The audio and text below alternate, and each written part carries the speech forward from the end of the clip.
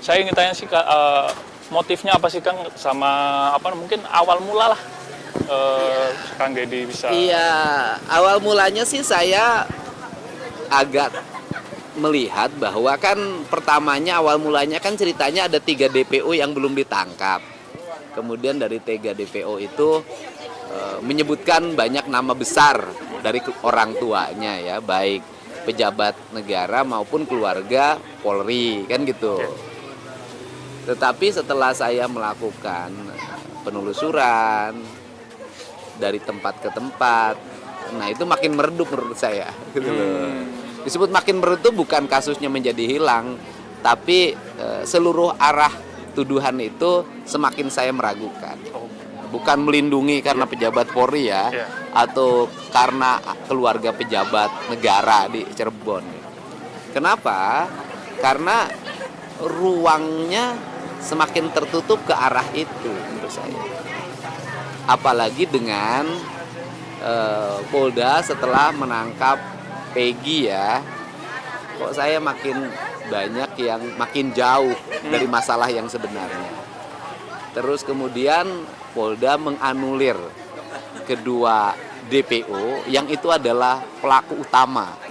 Dia membunuh, dia memperkosa, dia ngangkut kan korban dari lokasi kejadian, bukan lokasi kejadian ya, lokasi yang diceritakan kan belum tentu bahwa lokasi itu lokasi kejadian. Ke flyover itu menunjukkan dalam diri institusi Polda sendiri memiliki keraguan.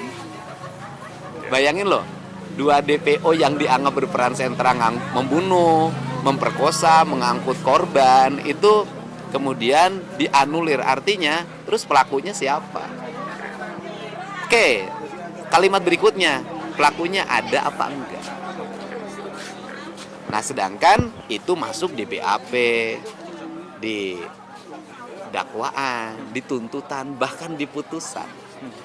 Artinya bahwa Pengadilan Negeri Cirebon pada tahun 2016 memutus sebuah perkara yang hari ini perkara itu diragukan kebenarannya. Apakah peristiwa itu terjadi atau peristiwa cerita fiksi? Bayangin, kalau itu merupakan cerita fiksi yang merupakan imajinatif dari seorang penyidik, kemudian dituangkan menjadi keputusan negara, dalam hari ini keputusan lembaga yudikatif, betapa tragisnya masalah ini. Dan kemudian menimbulkan kesulitan hukum kalau menurut saya. Satu, PK, aspek formalnya kan harus dipenuhi begitu ketat kan. Kemudian sedangkan orang sudah mengalami penjara vonis seumur hidup. Bahkan Peggy terancam hukuman mati. Kan ini peristiwa hukum yang sesungguhnya di dalamnya kalau mereka itu tidak bersalah, saya katakan kalau mereka tidak bersalah adalah peristiwa kemanusiaan yang sangat luar biasa. Peristiwa kemanusiaan dimulai dari penangkapan, penyiksaan. Jadi orang dituntut mengaku dengan disiksa. Nah, kalau orang dituntut mengaku dengan disiksa, orang pasti ngaku. Kalau nggak kuat, gitu kan? Nah, buktinya kalau nggak kuat setelah itu, alat buktinya menurut saya lemah.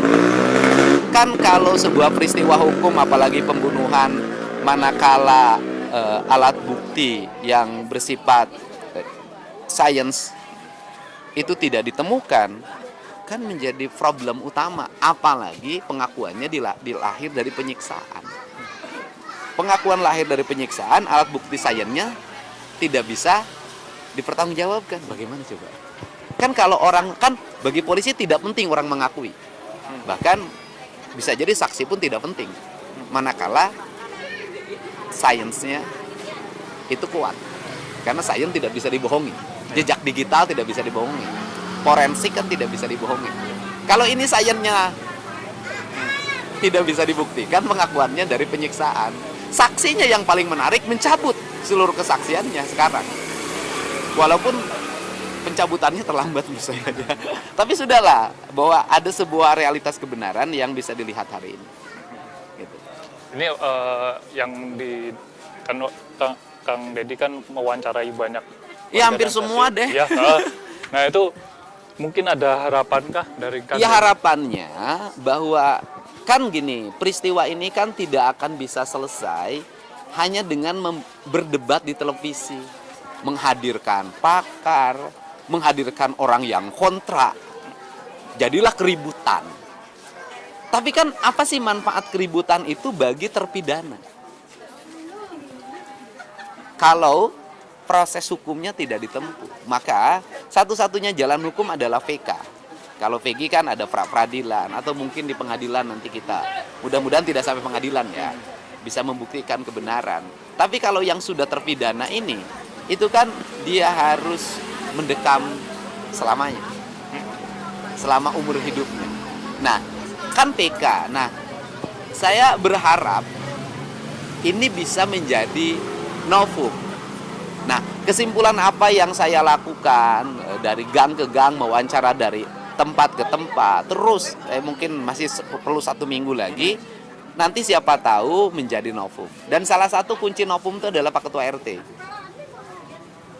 Dalam pandangan saya ya, Pak Ketua RT itu yang menyatakan bahwa anak-anak tidak nginep di rumah anaknya atau rumah dia lah. Kan itu loh.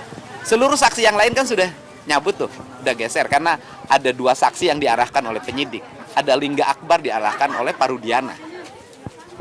Nah, Pak RT, tinggal Pak RT saja nih. Nah, dan Pak RT hari ini sulit banget saya temuin. Nih, ke tetangga ya, sulit ya? Ini anak bapaknya Pak Sudirman, sulit. Lah, tapi suatu saat pasti ketemu. Nah, kalau nanti misalnya, kalau Pak RT kekeh, kalau sudah selesai, ya udah kita uji deh. Pernyataan mana sih yang benar? Biar kita juga tahu dong. Pernyataan Pramudia, pernyataan Teguh, gitu loh. Dan yang lainnya termasuk pernyataan para terpidana atau pernyataan Pak RT. Kan gampang menurut saya ya, uji aja di Mabes Polri. Cara bagaimana menguji di Mabes Polri, saya yakin Pak Oto udah tahu tuh. Bagaimana cara menguji di Mabes Polri. Gitu loh. Secara apakah misalnya bagaimana cara mengujinya sudah dilihat. Kalau nanti ditemukan bahwa yang bohong itu misalnya anak-anak, ya sudah. Gitu kan? Saya juga akan mundur. Kenapa? Berarti anak-anak memberikan kesaksian yang bohong pada saya. Ngapain saya bela yang bohong? Gitu loh. Tapi kalau di Mabes Polri bahwa yang bohong adalah Pak RT, saya maju terus. Gitu loh. Siap. Ya kan? Ya. Karena kuncinya tinggal di Pak RT kalau menurut saya. Nah, sekarang aspek digital. Kan Pak Anton Carlyan mantan Kapolda sudah menyampaikan. Oke, kalau pernyataan-pernyataan itu sulit dipercaya. Gitu loh, ya. Oke. Gampang, mereka kan rata-rata punya nomor handphone. Waktu itu zaman BBM. Udah, buka saja. Pada jam itu, detik itu, menit itu, di mana posisi mereka menurut jejak digital di providernya masing-masing. Ya kan? Gampang kan? Udah aja buktikan kalau nanti jejak digitalnya ternyata mereka posisinya berada di tempat kejadian, di tempat perkara, saya mundur. Kalau nanti hasil forensik digitalnya ternyata mereka itu ada di rumah Pak RT, saya maju terus. Baik. Nah, termasuk Peggy. Peggy itu ibunya sudah ngasih petunjuk. Ngasih petunjuknya bagaimana? Ngasih petunjuknya adalah bahwa ketika rumahnya digerebek polisi, katanya kan besok sorenya, ibunya menghubungi suaminya. Kan ada tuh, ke saya juga ngasih nomornya. Ini nomor saya, nomor suami saya, tinggal dibuka. Bener nggak ada transaksi pembicaraan antara Peggy, antara ibunya Peggy dengan bapaknya pada waktu itu? Atau kan Peggy pakai nomor handphone. Nomor handphone Peggy itu berapa? Pada waktu peristiwa terjadi kasus ya, Vina dan Eki, saya tidak mau menyebut dulu kasus pembunuhan. Kasus musibah yang dialami oleh Vina dan Eki. Lihat posisi HP-nya, nomor itu posisinya di Bandung atau di tempat kejadian. Mudah ya? Gampang kan? Ya udah, bilang aja gampang. Dari sisi digital itu gampang. Jadi udahlah, kalau kebenaran omon-omon susah orang mempertanggungjawabkannya. Ayo kita cari kebenaran digital aja. Siap, Kang Dery. kasih. Terima kasih. Download Tribun X sekarang. Menghadirkan lokal menjadi Indonesia.